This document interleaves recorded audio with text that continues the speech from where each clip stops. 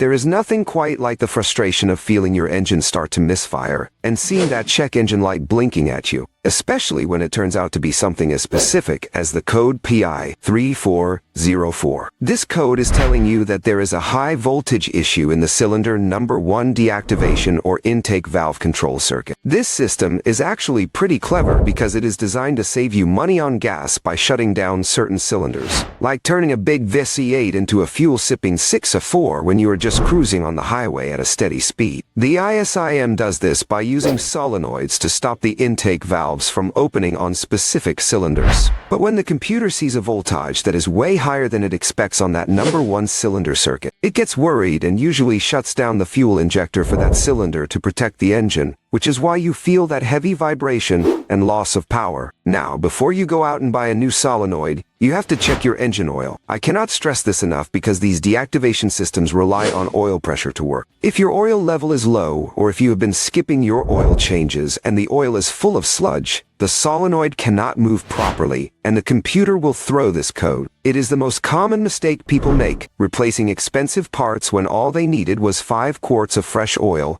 and a new filter. If your oil is clean and at the right level, then it is time to look at the wiring. These solenoids are often tucked away near the intake manifold where it gets very hot, so the wires can get brittle or even melt over time. Look for any spots where the harness might be rubbing against a bracket or where a connector has wiggled loose. If you have a multimeter, you can run a continuity test to see if the circuit is open or shorted. You should be looking for 0 ohms of resistance in a healthy wire. If you find that the wiring and the oil are both perfect, then the solenoid itself has likely failed internally and will need to be swapped out. Just remember to always double-check those oil passages for any blockages while you have things apart, because if the oil can't flow, the new part won't fix the problem either. Keep it simple. Start with the oil, and you will likely find that the solution is much easier than you initially feared.